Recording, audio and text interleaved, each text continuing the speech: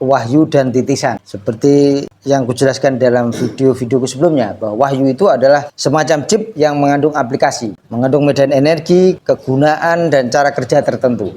Ketika ada kesatria yang kedunungan wahyu ke Prabon, maka leluhur-leluhur yang memang punya hajat tentang Nusantara, maka akan mensupport, akan nyengkuyung, akan nyawiji dengan kesatria yang berwahyu ini. Jadi sekali lagi, ketika wahyu telah dumunung atau ketika titisan ini telah nyawiji dengan yang dititisi, maka nanti akan muncul semacam memori, aplikasi, kegunaan, energi, kekuatan, atau apapun lah ya. Itu nanti akan khas muncul kembali. Cokro menggilingan roda berputar, bolak-balik zaman makin deras, hebat. Yang sedang berjaya, bertumbangan. Yang sedang berkuasa, berjatuhan. Dan sebaliknya yang hilang, bermunculan. Yang tak terduga berjaya dan berkuasa. Rahayu, rahayu, rahayu. Selamat sejahtera nggih. Ketemu lagi dengan seri Teguh Bunga Dharma. Kali ini aku akan melanjutkan tema yang kemarin-kemarin tentang wahyu dan titisan gitu loh. Seperti yang kujelaskan dalam video-videoku sebelumnya, bahwa wahyu itu adalah semacam chip yang mengandung aplikasi, mengandung medan energi, kegunaan, dan cara kerja tertentu. Begitu pula titisan. Titisan ini kan punya karakter tertentu yang nanti mempengaruhi yang ketitisan ini gitu loh. Sama dengan wahyu juga nanti pasti mempengaruhi yang kedunungan wahyu ini gitu loh. Lah, panjenengan harus mampu mengenali ini. Panjenengan harus mampu merasakan ini. Karena begitu orang atau pribadi kedunungan wahyu atau pribadi ini ketitisan, maka mereka biasanya itu berbeda. Tindak tanduknya, karakternya, sikapnya, ucapan-ucapannya atau katakanlah kecerdasan dan kesadarannya itu biasanya memang berbeda dari kebanyakan umum. Artinya kualitas kesadarannya, kualitas kepribadiannya itu biasanya berbeda dengan umum. Biasanya kualitasnya lebih baik. Aku tidak bermaksud menyinggung yang tidak seperti itu loh, tidak seperti itu. Aku ini hanya menjelaskan tentang fenomena atau ketika wahyu ini telah dumunung atau ketika roh yang menitis ini sudah nyawiji dengan yang dititisi ini, maka nanti biasanya muncul aplikasi-aplikasi, program-program kesadaran-kesadaran karakter tertentu. Dan ingat, juga memori-memori tertentu. Kejadian-kejadian masa lampau yang ada dalam muatan wahyu atau yang ada di dalam memori sang titisan ini, maka itu nanti akan masuk teraplikasikan di dalam yang dititisi ini.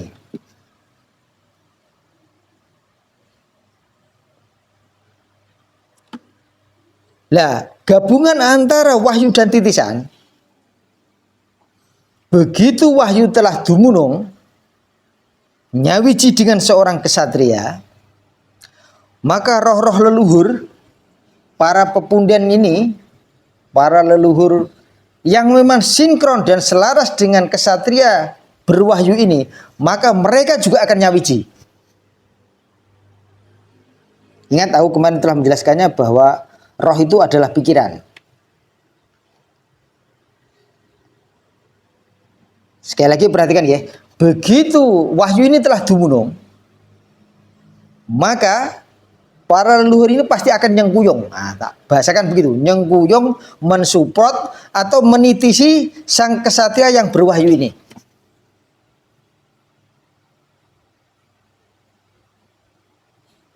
Tentu sekali lagi adalah mereka yang selaras dan sinkron. Jadi tidak semuanya lalu menjadi satu, tidak. Ingat sekali lagi, permainan ini tidak bisa dimainkan sendirian. Melibatkan banyak orang, melibatkan banyak pribadi, melibatkan banyak wujud. Aku hanya menjelaskan bagaimana ketika wahyu dumunung atau ketika sang titisan ini yang menitis ini sudah nyawiji dengan yang dititisi ini gitu loh. Nah, itu mereka nanti akan menampilkan suatu citra, rasa dan karakter yang berbeda dari kebanyakan umum. Itu seperti itu.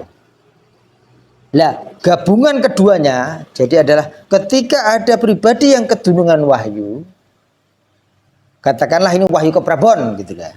Ketika ada kesatria yang kedunungan wahyu keprabon, maka leluhur-leluhur yang memang punya hajat tentang Nusantara, maka akan mensupport, akan nyengkuyung, akan nyawiji dengan kesatria yang berwahyu ini. Ini penting aku menjelaskannya, karena agar panjenengan tidak tumpang tindih dalam memahami sesuatu. Karena kalau pemahamannya nanti tumpang tindih, nanti cara kerjanya atau mengaplikasikannya tidak maksimal gitu loh. Jadi sekali lagi ketika wahyu telah dumunung atau ketika titisan ini telah nyawiji dengan yang dititisi, maka nanti akan muncul semacam memori, aplikasi, kegunaan, atau apapun jenengan bahasanya, ke energi, kekuatan atau apapun lah ya, itu nanti akan khas muncul kembali.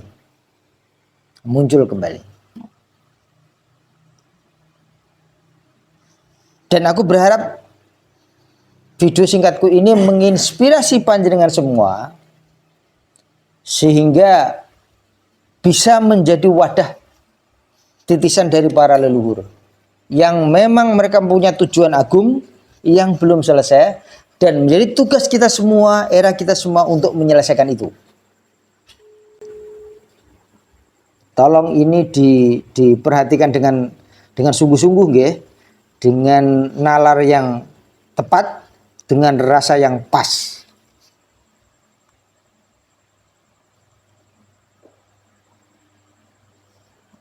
Ketika kita tidak memahami mekanisme ini dengan tepat, itu bisa menimbulkan kebingungan. Tetapi menurutku ini tidak mungkin terjadi. Seperti yang kukatakan dalam video-videoku sebelumnya, bahwa wahyu ini tidak mungkin salah pilih. Wahyu ini tidak mungkin salah pilih. Begitu pula para titisan leluhur ini tidak mungkin salah menitis gitu loh. Tidak mungkin salah menitis. No. Yang ku maksud ini adalah para leluhur dengan kualitas tertentu loh nggih. Yang memang mereka punya hajat, punya tujuan agung tentang Jawa Nusantara ini gitu loh. Tidak mungkin mereka salah pilih. Wahyu tidak mungkin salah pilih. Begitu para roh yang mau menitis ini tidak mungkin salah pilih juga gitu. Jadi mari kita menyiapkan diri sebagai wadah untuk berdaya gunanya para titisan dan wahyu ini gitu loh. Wahyu ini. Aku tidak bermaksud menggurui panjenengan semua. Aku hanya menampilkan sudut pandang. Semoga panjenengan semua terinspirasi. Karena mungkin banyak para sesepuh yang jauh lebih senior, lebih sepuh, yang mungkin jauh lebih paham tentang wahyu, tentang titisan, dan hajat-hajat leluhur Nusantara. Aku hanya mencoba menampilkan sudut pandang yang terjangkau dalam pikiran dan rasaku, terjangkau dalam kecerdasan dan kesadaranku.